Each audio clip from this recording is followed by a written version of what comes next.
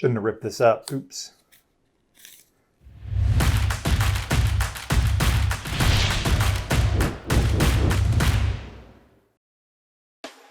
Learn how to turn your smartphone into a professional quality video camera. Be sure to check out our mobile filmmaking courses, master the FILMMAKING Pro app, or color grading in LumaFusion, and learn about smartphone video and cinematography. And also, don't forget, we have a companion filmmaking podcast. Links are in the description. Hey guys, Blake Calhoun, and today I'm looking at this new SMOOTH X from Zhiyun, and it is a very tiny gimbal. As you can see, they talk about it fitting in the palm of your hand, and it can, absolutely. These are the instructions that I ripped off in the unboxing, and I think I figured out how to open this, but it's not necessarily intuitive, which is kind of funny. You would think this would be pretty simple, and it is once you figure it out. You take it and you twist it around, and then you actually unfold it like that. And then it has this telescoping aspect. And it's very simple. You can mount your phone vertically or horizontally. And I haven't gotten into controls yet, but this is a very simple gimbal, really geared towards consumers and people traveling. Very light, very simple to use. And yeah. And speaking of traveling, I took the family on a little vacay, and I also took the new gimbal with me. Thought the beach would be a good place to test it out. But before I get too far along, so today I'm going to be using the iPhone 11 Pro Max with a Polar Pro case.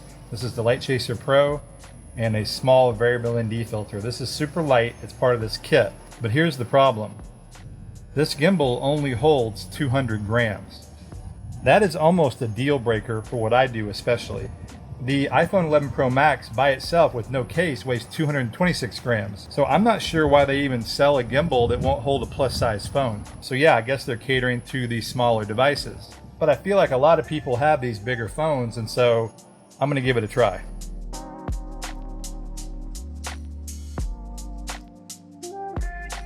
And it holds it. At least it seems like it will. Now let's power it on.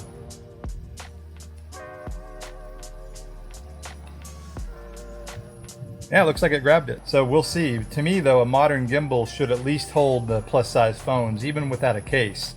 So 230 grams. As a comparison, the Vlog Pocket, which is a small foldable gimbal like this, holds 260 grams. And the recently released Hohem iSteady X holds 280 grams. And so for bigger phones, I would say those are a better choice at this point, but we'll find out.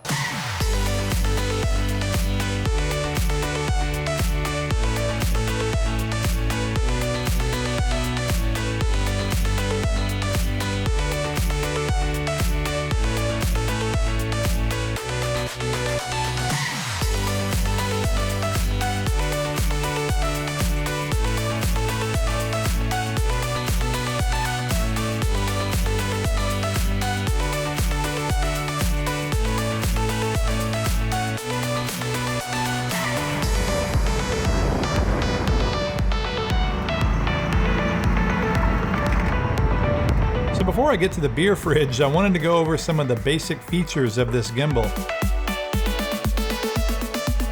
You can quickly go into vertical shooting by double tapping, which is nice. Again, this is probably geared towards people doing social media content. You double click it again to go back to horizontal. And it does have a joystick, which I do like. And so you can push it to the left or the right to adjust the pan axis. And then you can also adjust the roll axis by pressing up or down on the joystick. And so you may have noticed there's no tilt axis. That's because this is a 2-axis gimbal. All right, I'm in the back of my car here to demonstrate this 2-axis aspect of this gimbal, which is very interesting and very unique. And so let me turn this on. All right, so the gimbal is balanced. And as I demonstrated, you use this joystick to do the pan axis and the roll axis, but you can't do the tilt axis. And so to do the tilt axis, you actually have to extend this more or less selfie stick aspect and do it yourself, like that. And so that is your tilt axis. You can angle it at different positions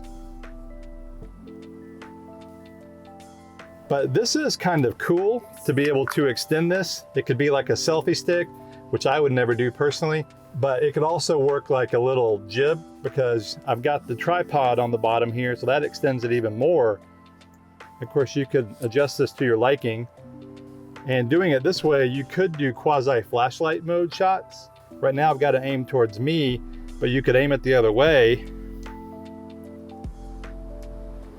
And that way you could walk forward and be doing flashlight type shots. Flashlight mode is one of my favorite modes shooting with gimbals. And the other thing you can do, which is nice with this, is you can put it down and you can flip it upside down and you instantly are in inverted mode. And so then you can walk around and do inverted shots.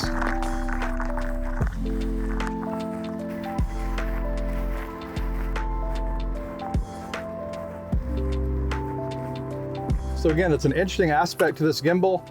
It's a 2-axis gimbal, and so you can't control the tilt with a motor, it's manual.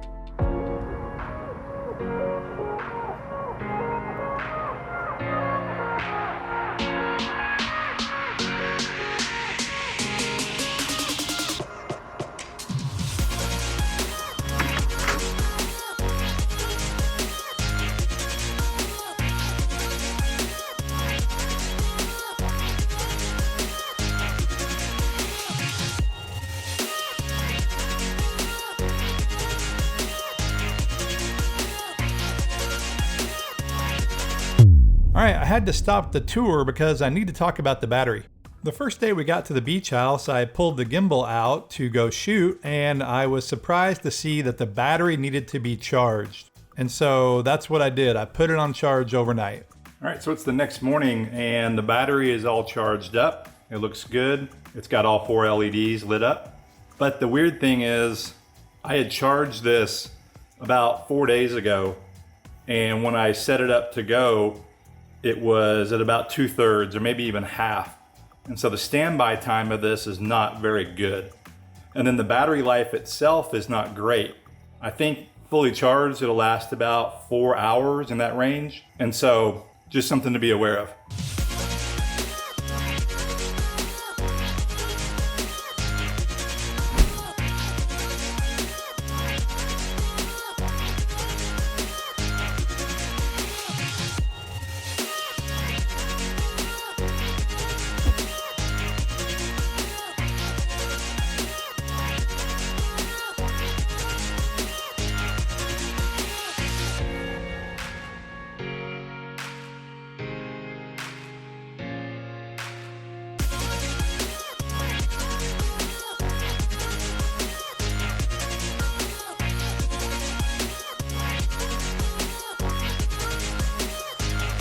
So, do I like this gimbal? For me, not really. As a filmmaker, there's just so many other gimbals out there that would be at the top of my list, not this one. For casual users doing social media or travel, I'd give it a soft recommendation, and mainly because it's just so cheap. And I don't mean cheap build, it's under 60 bucks. The version I have with the case costs $10 more. And so it really is an affordable gimbal. But the deal is the 2-axis design just makes it to where it's not super smooth. And to me, that's one of the most important things you want in a gimbal. That may be an obvious statement, but yeah, it's true. It's not that it's bad, it's just that it's not as good as I would hope. Oh, and I can't forget the app. You don't use the normal ZY Play app. You use a new app called ZY Cami. I don't like using the app with any smartphone gimbal, to be honest. And the other thing is you have to register the gimbal before you can use it. I hate this trend. This happens with a lot of other companies too. I wish they'd stop doing it, but you do have to register to use the gimbal. Now, let me say I do like the telescoping arm. That is a cool feature. That easily allows you to shoot low angle and high angle shots, and really, there's not many gimbals out there that you can do that with just the gimbal. So I don't know, maybe because this is so inexpensive, you might want to pick one up to do specialty shots with when you're traveling or whatever. It's so easy to go into inverted mode or selfie stick mode or to go into flashlight mode. That is pretty cool, and so maybe it might be worth it for that. But as a filmmaker using this as your only gimbal, your only smartphone gimbal, I don't recommend it. I gotta say, after being at home for months because of the pandemic, heading out of town for a couple days with the family and getting to test this gimbal out, it was a lot of fun. But we did get some rain. It never fails, you always get some rain when you go to the beach. The good news is I did get the opportunity because of that to shoot a time lapse. I got some nice clouds and some rain.